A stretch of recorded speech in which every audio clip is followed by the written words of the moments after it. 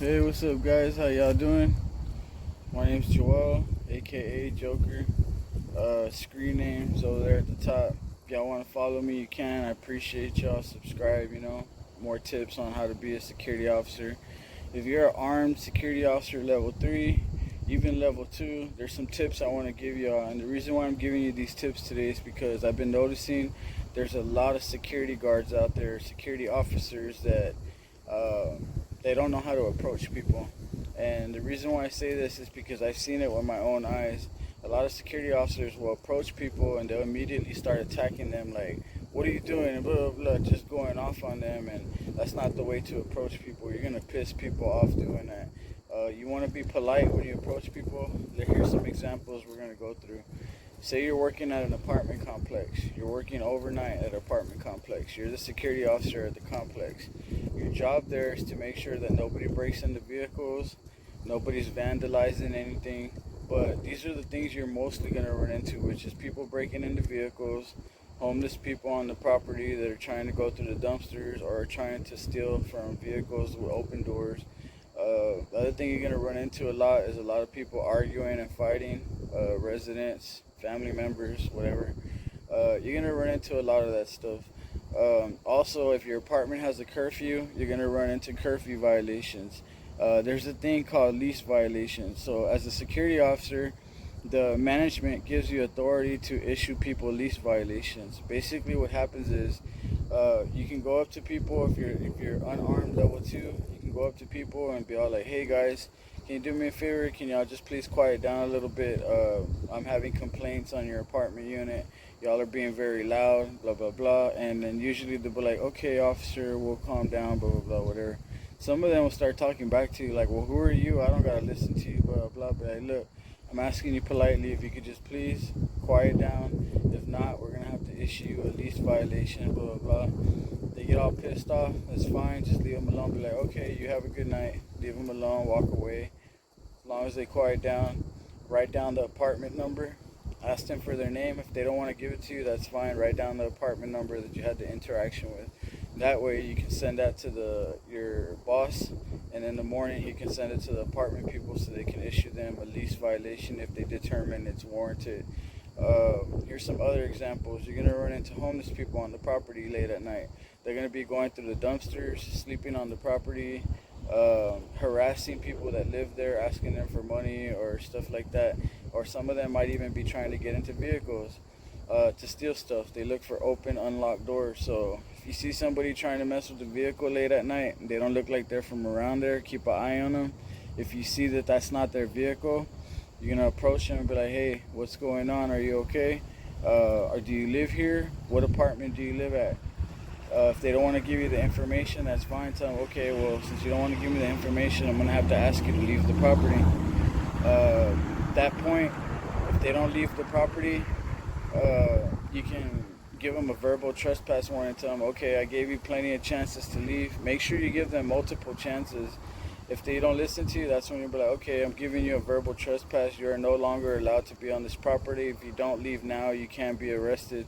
If they still don't listen to you and they ignore you, that's fine. Back away. Just keep them in your view. Call PD and let them know that you gave somebody a verbal trespass warning to get off the property and they're still not leaving. Remember to get a description of the person, like what they're wearing. If they have a beanie, if they're bald, they have hair, blue shirt, brown shirt, blue pants, whatever color their shoes are. If they're African, Mexican, white, whatever their race is. Age range, if you can, about 34 years old, whatever you think their age range is. Give them a good description, because when the cops show up, they're going to go looking for that person. Make sure you stay within view of that person, so when the cops show up, you'll be able to give them a verbal trespass in front of the officer. The other thing is, you gotta really be polite when you're doing this job, because if you have an attitude and you go up to people, it's not gonna work in your favor. Remember, people have feelings, they get angry. If you have a bad attitude, of course, you're not gonna be able to do your job right. You know what I mean? So you gotta have a good attitude when you're approaching people. The other thing, if somebody's trying to fight with you, argue with you, and you can tell they want to fight you, they're clenching their fists or telling you like, oh, get the fuck away from me, and they want to fight you and stuff, just back away from them. call the police, call your dispatch, whatever. Let them know that you asked them to leave, and they want to physically fight with you. Try to stay away from them. That way you can call dispatch or call police. Let them know that somebody was trying to fight with you, that they actually started clenching their fist and they tried to push you away from them. That's considered trying to fight with you, and then that way police can come and handle the situation. Always remember to tell the police officer you want to do a trespass. That way that person doesn't come back on the property, and if they do, they can be arrested. Now, there's two ways you can handle it. That person comes back to the property and you're a level 3 armed officer, then you can physically detain them if you see them on the property again after the police officer has already given them a trespass warning. I would suggest to you that you call police and be like, hey, there's a gentleman that's been trespassed from the property. He's not allowed here. I was wondering if y'all can come out to come and speak with him. Once they get there, they can arrest him for trespassing. Here's the thing about the trespassing though. If an officer came out before to give that person a trespass warning, make sure you write down that trespass case number, because you're going to need it when the officer comes back a second time to arrest that person. Yeah, so the other thing is, if you do call PD to assist you in any way, make sure you know where you're at on the property, what building you're by, and also have the address on hand, because they're going to ask you what's the address that you're calling about. You're going to have to give them the address and then tell them where you're at or where the problem is at. That way they can come assist you. A lot of things you're going to run into is a lot of drunk people at night. Usually happens around 2, 3 in the morning, maybe 4 in the morning. You're going to be walking around the property at night and you're going to see a drunk person in a car. Sometimes the car will be on, sometimes the car will be off, sometimes the door will be wide open.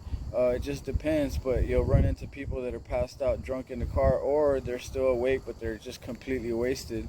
In that case, you want to call PD and get them out there to assist right away, because now you have a person that's operating a motor vehicle and they're severely intoxicated. The thing is, what I would do is I would ask them to turn off the vehicle and take the keys out of the ignition. Then try to see if you can get a hold of somebody. Ask them if they can call somebody to come help them get them into their apartment. If they say they don't live there, call the police and let them know, because the police are going to have to assist in that situation, because now you have a person that doesn't live on that property and they're driving a vehicle and they're very drunk. Even if they're not actively driving it, they're in the vehicle and the keys are in the ignition, that's still considered operating a motor vehicle while under the influence. So yeah, you got to know how to deal with those kinds of things. There's a lot of other situations. If you need help, let me know. I can guide you through the situations. You're also going to have situations where you're going to come up to a car late at night and it's going to be broken into. You're going to see the windows busted out, maybe the driver window, the passenger window, or the doors broken open, like somebody stuck a screwdriver and broke it open. In those cases, you want to take a bunch of photos, get the plate number, get the style, model, make of the car, color, everything, and then call police and let them know that you have a vehicle that appears to be burglarized.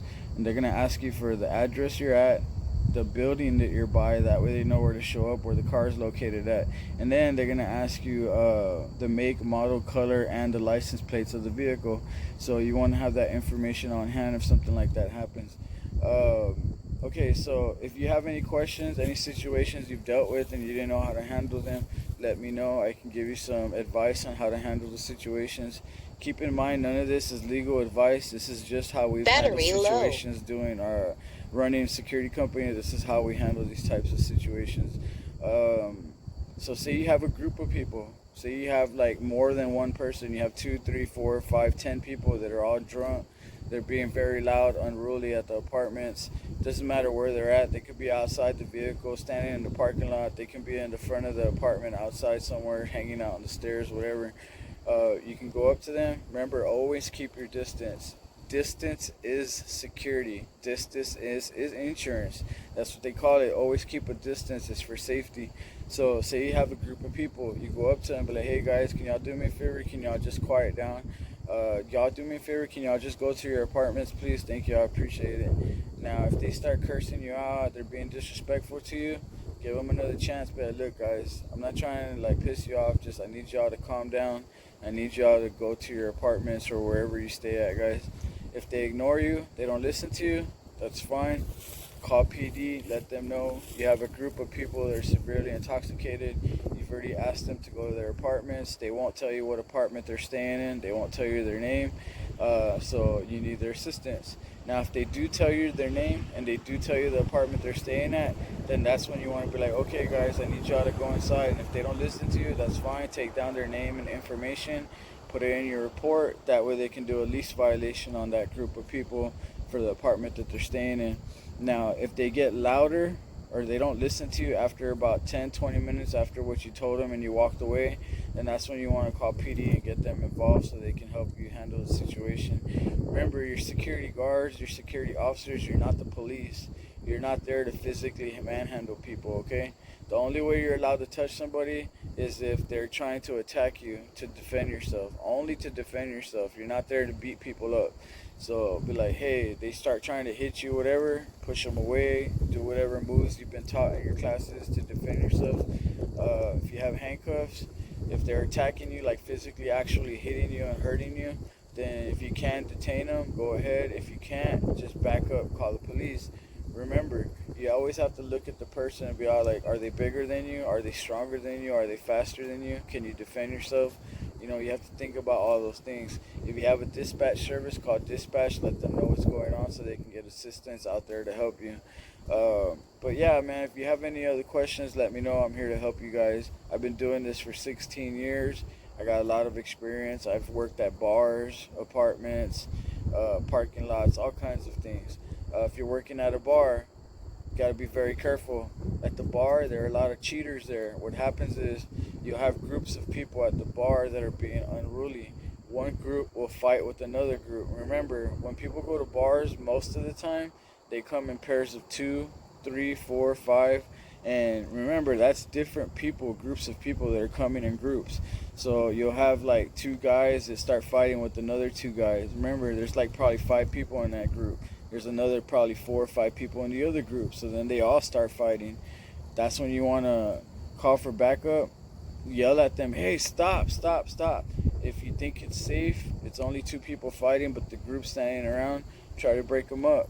If they try to attack you, pull out your pepper spray. That's what I would advise, the first thing to use if they're trying to attack you or they're not breaking up. Say they're not breaking up and they're fighting, you already told them to stop and you're trying to break them up, pepper spray them, get them to stop. Remember, you have to offer them water. If they tell you to F off or that whatever, then don't give them nothing, but you tried, you know.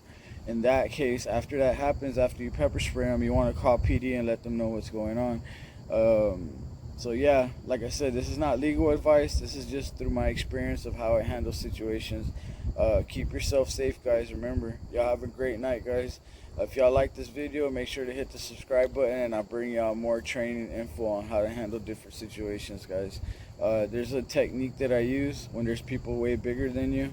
They're trying to attack you. If you're able to, you can hit them on the sides of the neck. That's what they taught us in training class. That will automatically make them pass out. Sides of the neck with 2 hands, quick snap, and then it'll make them pass out. But that's if you're in that position, if they're close enough to you. If not, then you have to use other defensive moves, which is pushing them away from you or using the front leg to kick them in the stomach, get them back, you know. But like I said, you cannot assault people. This is only if they're already attacking you, you know.